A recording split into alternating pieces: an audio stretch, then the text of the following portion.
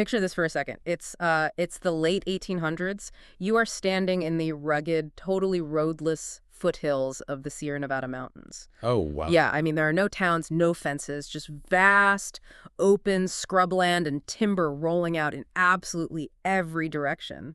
And somewhere in the middle of that expanse, there are a massive flock of sheep. Right, and we're talking thousands of them shifting and moving across the terrain as just one restless, totally unpredictable mass. Exactly. And out at the very edge of that flock, maybe, hundreds of meters away from the nearest human being, there is a dog. Working completely on its own. Working completely autonomously. It isn't just standing guard, it's actively analyzing the terrain, anticipating the movement of the flock based on the wind and the brush, and making highly complex, independent decisions about rogue sheep. It's an incredibly striking image, and, I mean, completely disconnected from any kind of modern infrastructure. Yeah. Out there, you were entirely on your own. Right.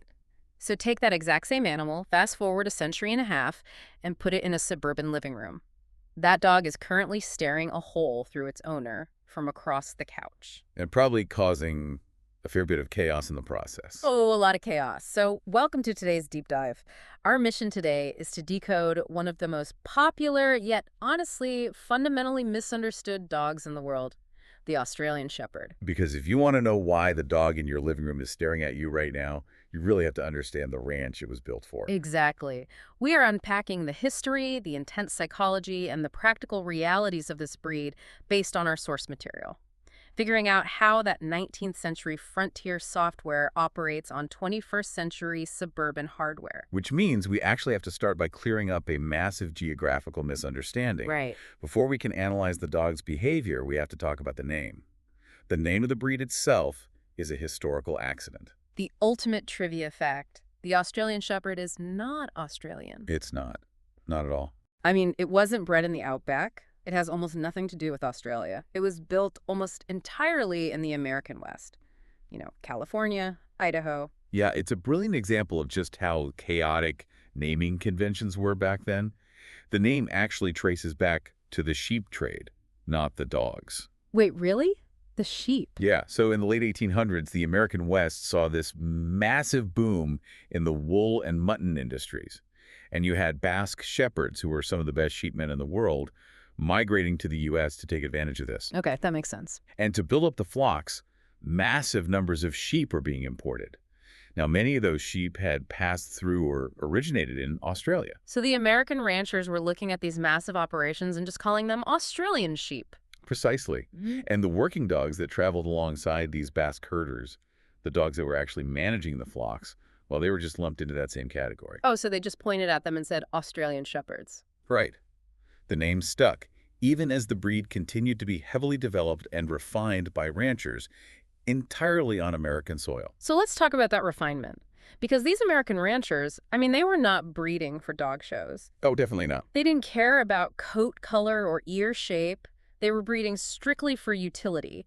They needed a tool to survive the frontier, and our sources outline 4 very specific demands they placed on these dogs. And the first one is intelligence, but genuine, independent, problem-solving intelligence. Because a rancher on a horse couldn't be everywhere at once. Exactly. They needed a dog that could assess a situation entirely on its own. If, say, a subgroup of sheep started drifting toward a ravine, the dog had to recognize the danger, calculate the angle of interception, and push them back. Without waiting for a whistle or a shout. Right.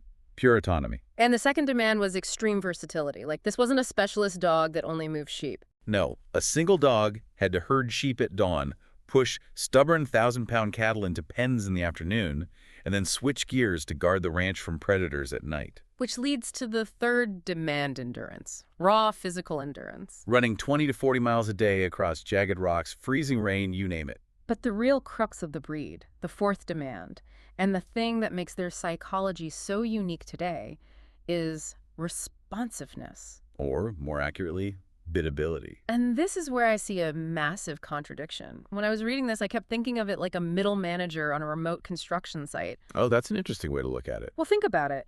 They have to make high-stakes, autonomous decisions all day long to keep the project moving while the boss is away. But the absolute second the CEO, the rancher, shows up on site, that middle manager has to instantly drop their own agenda and take direction. It's a great analogy. But, a middle manager doesn't usually have to override their own survival instincts to do their job. What the ranchers were asking for was biologically incredibly difficult to achieve. They wanted a dog that was fiercely independent, yet perfectly willing to submit to a handler's subtle cues from half a mile away. Isn't that a nearly impossible contradiction to breed for? Being fiercely independent yet perfectly submissive? It is the breed's central paradox, and you only get there through decades of ruthless selection. If a dog was too independent and ignored the rancher, it didn't stay on the ranch. And if it was too dependent? If it just stood around waiting for orders, it was useless. It didn't stay on the ranch either.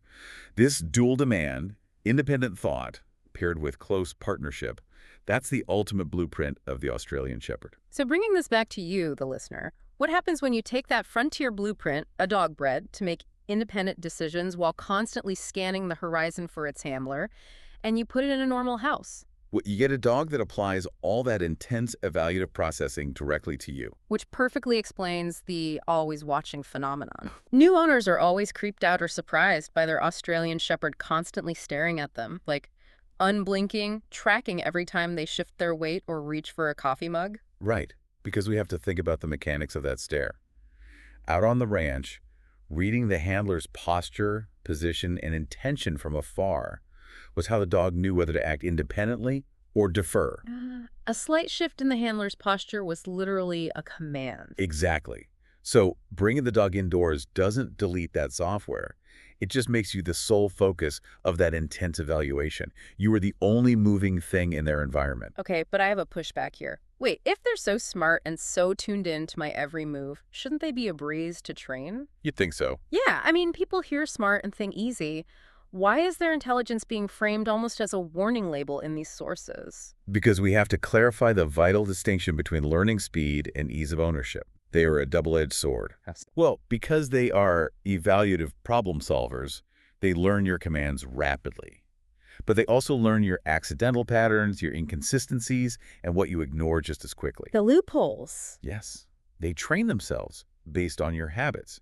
If you tell them to stay, but usually let them break it when the doorbell rings, they log that. They rewrite the rulebook based on what you actually enforce. Wow. Okay, so they're mentally incredibly sharp, which leads owners to misdiagnose their restlessness. They try to solve a cognitive problem with a physical solution. Ah, yes, the rend them more myth. It's everywhere. People say, oh, they only need physical exercise, or they'll calm down if I just walk them longer. It is the most common misconception. It reminds me of taking a brilliant workaholic software engineer who is bored out of their mind, putting them on a treadmill for 2 hours and expecting them to feel professionally fulfilled. That is exactly what it's like. It's a perfect analogy. Look at their original job. Assessing flocks, anticipating scatter patterns, making decisions. That is a massive mental drain. So just running them doesn't work. No, a physically exhausted Australian Shepherd without mental stimulation will just remain restless. And often they get labeled, incorrectly I might add, as hyperactive. They aren't hyperactive, they're just bored. Unemployed. They are unemployed. And if you leave their mind unemployed, they will invent their own job. Always. They start obsessively tracking passing cars or monitoring the family's room-to-room movements, or, very commonly, they start herding the children. Which terrifies a lot of parents. They see the dog circling the kids, maybe nipping at their heels, and they think it's aggression. But it's not aggression, is it? Not at all. It is a deeply inherited behavior. It's substituting running children for missing sheep. When a kid runs, it triggers that exact same herding sequence in the dog's brain. So they just can't help it. Right. And it won't just fade with age. You can't wait it out. It requires early, consistent, and constructive redirection. Which brings us to the practical realities of modern ownership. Given these intense psychological needs and raw instincts, how does this dog actually fit into everyday family life? Well, if managed right, they are deeply devoted companions. They're so attuned to moods and routines, they can absolutely live with kids and even cats. Provided the owner manages the rapid movement chase triggers like we just talked about. Exactly, through thoughtful, gradual introduction. Now, I want to throw out a pushback based on what we're reading. It seems completely counterintuitive, but it sounds like an apartment could actually be better than a massive farm for a herding dog. It sounds crazy, right? Yeah. But yes, it's a surprising truth. Space is completely irrelevant without a job. Really? Even for a working dog? Absolutely. It comes down to engagement versus acreage. An apartment dog with a committed daily routine, puzzle solving, training, maybe an hour of engaged physical and mental activity, that dog thrives far more than a farm dog tossed into a huge yard with zero interaction. A farm with no job is just a larger prison. Exactly. So what are these modern jobs? Because not everyone has a flock of sheep. Well, dog sports are huge. Agility, fly ball, obedience, herding trials, anything where they partner with you. Partnering being the key word. Now that brings up the inevitable comparison to border collies. People constantly lump them together. They do, but our sources explicitly note they have very distinct working histories and temperaments. Treating them as interchangeable is a big mistake. Border collies are more gathering dogs, right? Yeah, border collies use that strong eye, staring down the sheep. Aussies were bred to handle tougher livestock like cattle, so they have a loose eye. They use physical presence, barking, driving the herd. They're built for a rougher, more demanding American environment. So, taking all this temperament profile into account, is this a dog for a first-time owner? I would say it's not the easiest first dog, but certainly not impossible.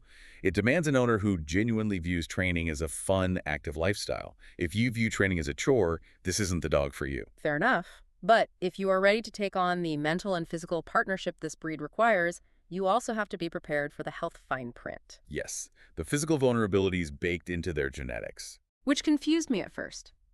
If they were bred strictly for function, endurance, and toughness out on the rugged frontier, why do they carry these specific genetic vulnerabilities today? It's the reality of purpose-bred working dogs. When you create a breed for highly specific traits, you start with a limited gene pool. It's the founder effect. Right, concentrating the good and the bad. Exactly. So they have inherited predispositions, hip and elbow dysplasia, hereditary eye conditions like cataracts, and epilepsy. And there's one really fascinating, highly specific detail in the sources, the MDR1 mutation. Oh, this is so important for owners to know. Yeah, the multi-drug resistance 1 mutation. Explain how that works, because it's unique to herding breeds. Right, so it affects how certain medications are processed in the body. In a normal dog, there's a protein that acts like a bouncer at the blood-brain barrier, pumping toxins out. But the MDR1 mutation breaks the bouncer. Exactly, the pump fails. So medications that are totally safe for other dogs cross into the brain and become trapped. It makes genetic testing completely crucial for proactive veterinary care. Because something as common as ivermectin, heartworm medicine, can be a neurotoxin. Yes, it can be fatal. You have to know their genetic status before giving them medication. Wow. It really comes back to understanding the specific machinery of the animal. It really does. So, to summarize our deep dive today, everything we see in the modern Australian Shepherd, the devotion, that intense, unblinking staring, the rapid loophole learning, the heel nipping when the kids run by it, is all the exact same 19th century Sierra Nevada blueprint. It's just running in a 21st century suburban setting. Which honestly leaves us with a really provocative thought to mull over. Yeah. Well, think about it. If this deep-seated problem-solving blueprint was hardwired into their genetics by centuries of selective breeding on the brutal frontier, what does that mean for the long-term future of the breed? Oh, wow. If the vast majority of Australian Shepherds over the next 100 years are bred strictly for the suburbs and literally never see a single sheep, will that incredible independent ranch dog blueprint eventually just fade away? That's a great question. Or are we permanently stuck with canine middle managers endlessly trying to organize our living rooms? I guess only time will tell. But it is definitely something to think about the next time your dog is staring at you from the couch. Thank you so much for joining us on this deep dive. Keep digging into the fascinating histories of the things in your everyday lives, and we will catch you next time.